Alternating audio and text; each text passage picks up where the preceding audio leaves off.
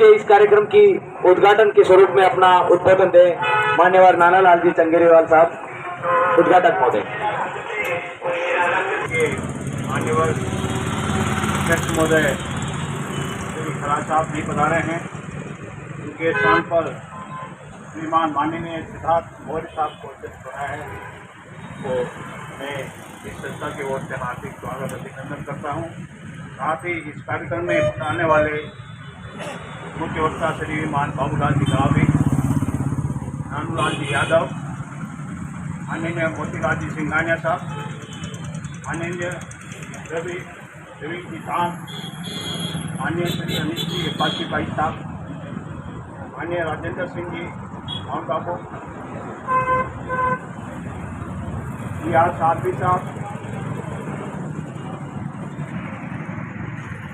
वंचित की पहाड़िया एवं सभी आमंत्रित सदस्य गाँव का इस कार्यक्रम में पधारने के लिए हार्दिक स्वागत अभिनंदन। आज का मुख्य कार्यक्रम बेरोजगारों की संसद यानी बेरोजगारों के संबंध में जो समस्या है वो आज इस कार्यक्रम में आपको बताई जाएगी। मुझे आज इस कार्यक्रम की मुख्य अतिथि के रूप में आमंत्रित किया है, मैं इस संस्था को धन्यवाद देता हूँ। साथियों, वर्तमान में जो हमारे सरकारी कर्मचारी अधिकारी हैं उनको इस मिशन से जोड़कर, अम्बेडकरी मिशन से जोड़कर, ज्योतिबा फुले के मिशन से जोड़कर आगे आना चाहिए, किंतु हमारे कर्मचारी सरकार की प्रशासनिक कार्रवाई के डर से वो अपना अहित समझते हैं और इसमें शामिल नहीं होते हैं। मैं आह्वान करना चाहता हूं कि उन लोगों को जो बेरोजगार हैं, उनकी समस्या है, उन समस्या के संबंध में यह संस्था संसद बनाएगी और उसका निवारण करेगी। साथियों, आज हमारे जो महापुरुष हैं जिन्होंने क्रांति की है, उस क्रांति को प्रतिक्रांति में बदलने के लिए शासक जातियों द्वारा प्रयास किया जा रहा है। वर्तमान सदियों से प्रचलित संस्थाओं की व्यवस्थाओं को अपनी जगह पहनाने का कार्य वर्तमान सरकार और वर्तमान शासक जातियां जारी है।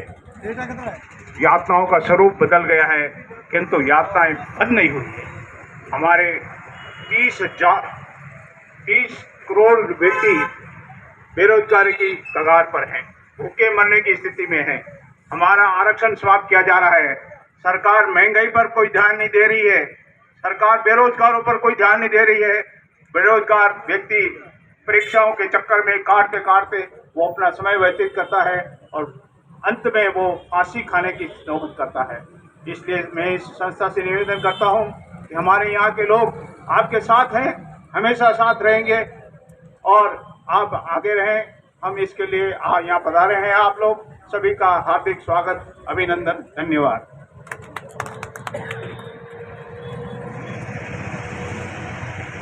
बहुत बहुत धन्यवाद सर, आप आज के उद्घाटक थे।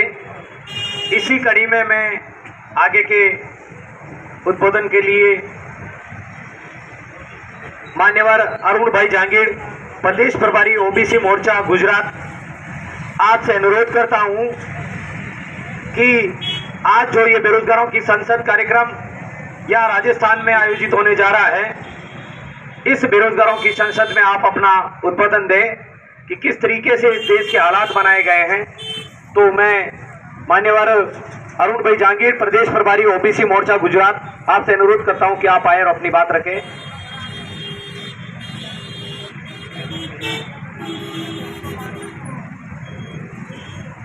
जय मूल निवासी साथियों और धन्यवाद संचालक महोदय जी। हमारे इस बेरोजगार संसद की अध्यक्षता कर रहे शरद मौर्य जी सर और हमारे राजस्थान के पामसेब के प्रदेश महासचिव माननीय गणेश लाल जी रायकवाल सर, उन्होंने मुझे बताया कि अरुण भाई इस प्रकार से कलेक्टर ऑफिस के बाहर बेरोजगारों के लिए संसद लगाई गई है, क्योंकि बेरोजगारों की संसद जो हमारी दिल्ली है, जो हमारे राज्यसभा है, वहां पे हमारे एमएलए और एमपी नहीं लगा रहे हैं। वो दूसरी प्रकार की चर्चाएं करते हैं, लेकिन जो युवा आज भारत के अंदर बेरोजगार हैं डिग्रियां लेकर, उनके ऊपर चर्चाएं नहीं हो रही है। इसलिए मैं इस कार्यक्रम को गुजरात से अटेंड करने के लिए इधर आया और इस विषय के ऊपर मैं 2 शब्द करना चाहूंगा। वो इस प्रकार है कि बाबा साहब भीमराव अंबेडकर जी ने हमारे को SC ST OBC को जो गवर्नमेंट सेक्टर के अंदर आरक्षण दिया, आरक्षण नहीं हमको प्रतिनिधित्व दिया है, क्योंकि हमारे को 2 से 2.5 हजार साल तक जो वर्ण व्यवस्था भारत में लागू थी तो हमारे लोगों को कोई अधिकार नहीं थे। जो अधिकार हमको बाबा साहब ने आर्टिकल के रूप में हमारे को दिए, उन आर्टिकल को रूप में देने के बाद में आज भारत के अंदर संविधान लागू हुए लगभग 75 साल के आसपास हो गए। देश के अंदर अमृत महोत्सव मनाया जाता है, लेकिन युवाओं को जो बेरोजगार हैं, जिनकी सर्विस लगनी चाहिए, वो सर्विस नहीं लगकर उनकी सर्विस घट रही है। मोदी जी जब प्रधानमंत्री बनने के लिए बात कर रहे थे, उन्होंने 15 करोड़ नौकरियां लगाने की बात, युवाओं की बात कही थी। आप MNTV के ऊपर एक बजट के ऊपर पूरा 17 मिनट का एक वीडियो है।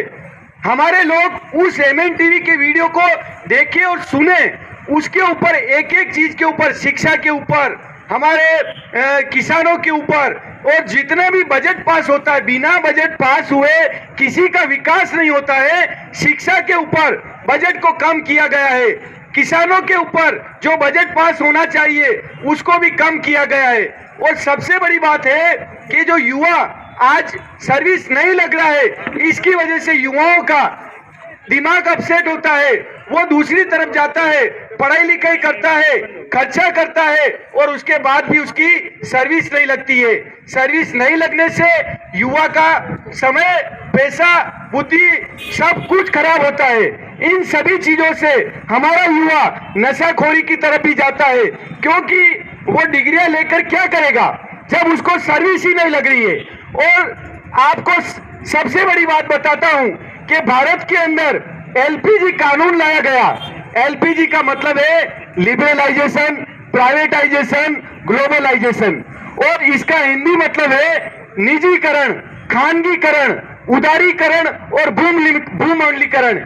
ये 21 मई 1991 के अंदर कांग्रेस ने ये कानून लेके आया था, और जो कानून कांग्रेस लेके आई है, अभी बीजेपी सरकार निजीकरण के माध्यम से गवर्नमेंट सेक्टर को प्राइवेट करके उसको अमल में ला रहा है पूरे देश के अंदर। दोनों, जो कांग्रेस है, बीजेपी है, वो दोनों निजीकरण के अंदर इस कानून को, बाबा साहब के संविधान को, जो गवर्नमेंट सेक्टर के अंदर लागू होना चाहिए, गवर्नमेंट सेक्टर के अंदर हमारा SC ST OBC युवाओं की सर्विस ना लगे, इसके लिए उसको निजीकरण किया जा रहा है, ताकि हमारे बच्चों की सर्विस गवर्नमेंट सेक्टर में ना लगे, बाबा साहब का जो संविधान है वो लागू ना हो। इसलिए ये खानगीकरण, निजीकरण के माध्यम से बाबा साहब के जो दिए हुए अधिकार हैं हमारे सर्विस के अंदर, SC ST OBC के युवाओं को, डिग्री लिए हुए युवाओं को उनकी नौकरियां ना लगे। हमारे भारत के हर एक SC ST OBC और माइनॉरिटीज के युवाओं को एक बात खास तौर से समझना होगा कि जो शासक वर्ग है, वो शासक वर्ग आखिर निजीकरण के पक्ष में क्यों है।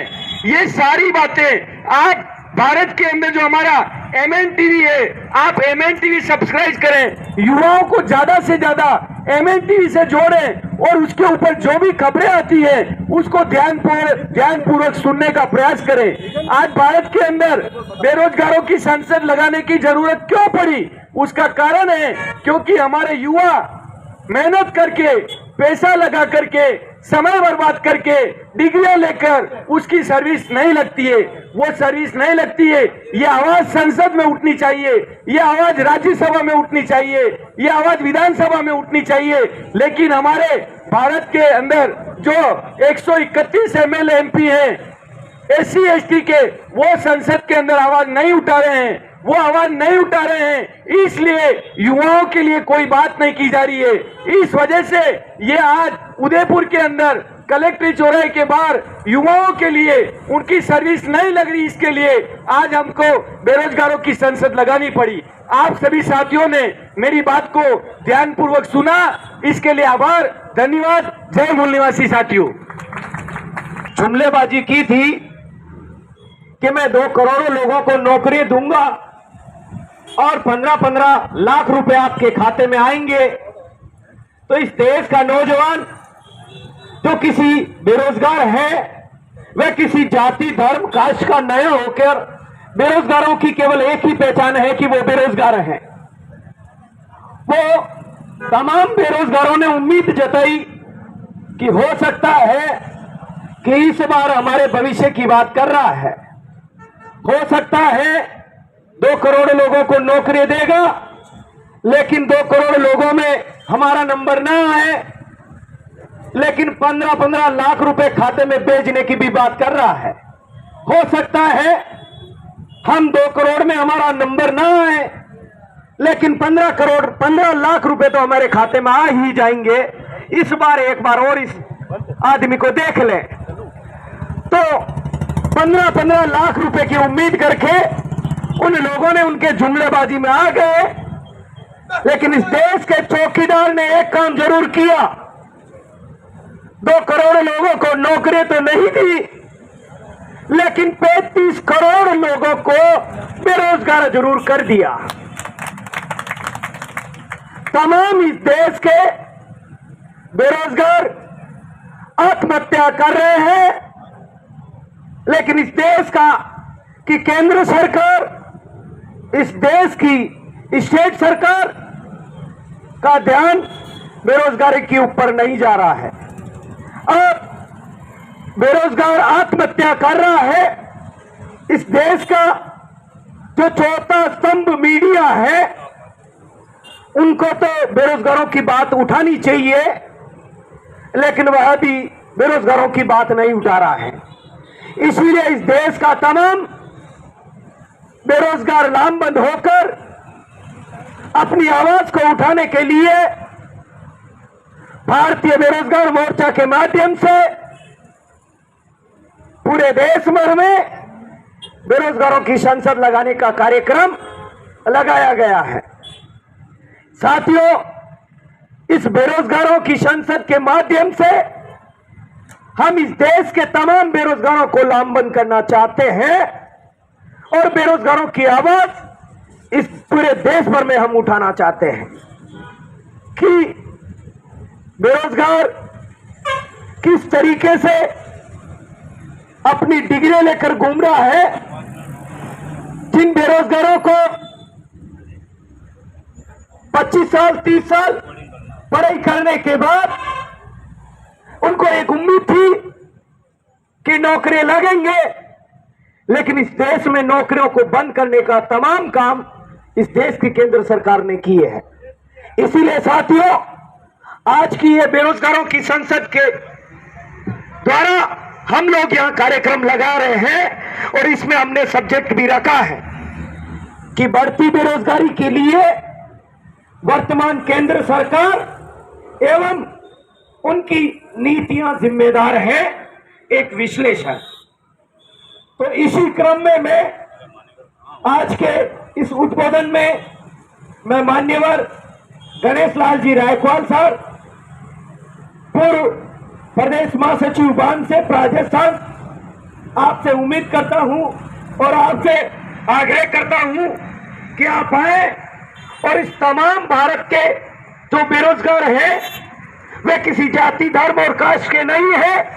बेरोजगारों की एक ही पहचान है कि वह बेरोजगार है। तो बेरोजगारों की संसद के नाम से जो ये राजस्थान में कार्यक्रम आयोजित होने जा रहा है, इस बेरोजगारों की संसद पर आप अपनी बात रखें। मान्यवर गणेश लाल जी रायकवाल सर आए और अपनी बात रखें। भारतीय बेरोजगार मोर्चा द्वारा बेरोजगारों की संसद उदयपुर कलेक्ट्रेट के सामने लगाई है। बेरोजगार इस संसद के आज के अध्यक्षता कर रहे मान्यवर मौर्य साहब, हमारे चंगेरीवाल साहब, राजेंद्र सिंह जी जो क्षत्रिय महासभा से हैं, जो माउंट आबू से आए हैं वो, और अरुण भाई जहांगीर और दामोर साहब, हमारे बाबूलाल जी गावरी साहब, राष्ट्रीय अत्याचार निवारण फोर्स के कार्यवाहक प्रदेश अध्यक्ष, अनीश भाई राष्ट्रीय मुस्लिम मोर्चा के प्रदेश प्रभारी, मान्यवर PR सालवी साहब, स्टेट चेयरमैन मानवाधिकार, और सुरेश जी नोगिया सर, मान्यवर मोतीलाल जी सिंघानिया साहब, मान्यवर विनोद जी परमार साहब, और मैं सभी के नाम नहीं लेके सभी साथी यहाँ जो उपस्थित हैं उन सबका स्वागत करता हूँ उदयपुर के इस धरती पर। और मैं अपनी बात रखता हूँ कि बेरोजगार जो हैं भारत में, बेरोजगार की कोई जाति, कोई धर्म, कोई वर्ग नहीं होता। भारत में जो भी बेरोजगार हैं वो सारे के सारे बेरोजगार जो हैं, करीबन देश के 35 करोड़ बेरोजगार जो हैं, वो बेरोजगार इस सरकार की नीतियों की वजह से सरकार द्वारा किए गए हैं, बेरोजगार कर दिए गए हैं। और आज जो है वो देश में प्रति व्यक्ति आय जो है 6 रुपये से 20 रुपये तक की है। इसका मतलब ये है कि हमारे लोगों को बिल्कुल गरीबी रेखा जो कहते हैं उसके भी नीचे रसातल में पहुंचा दिया है लोगों को। और बेरोजगार लोगों को जो डिग्रियां लेके घूम रहे हैं उनको कोई नौकरी नहीं मिल रही है। और जो बेरोजगार लोग हैं पूरे भारत में रोज 38 लोग आत्महत्या कर रहे हैं। 38 लोग पूरे भारत में आत्महत्या कर रहे हैं। उसमें से 22 विद्यार्थी जो है जो पढ़ रहे हैं, जिनके माता पिता ने सोचा है कि उनको आगे जाके नौकरी मिलेगी, वो लोग 22 विद्यार्थी, 35 में से 22 विद्यार्थी जो है वो आत्महत्या कर रहे हैं। इसलिए हम सबको जो इसके लिए हमने चुन के भेजे हैं संसद में, वो लोग जो है जो किसी भी जाति और किसी भी वर्ग के हैं, वो कोई भी हमारे बेरोजगारों के लिए कोई बात नहीं उठा रहे हैं। बेरोजगारों के लिए वो बात नहीं उठाएंगे तो हमारे देश के 35 करोड़ जो बेरोजगार हैं वो अपनी संसद खुद बनाएंगे। जिस तरफ युवा और बेरोजगार जाएगा उसी की सरकार बनेगी और वह आगे जाके हमारे लिए काम करेंगे।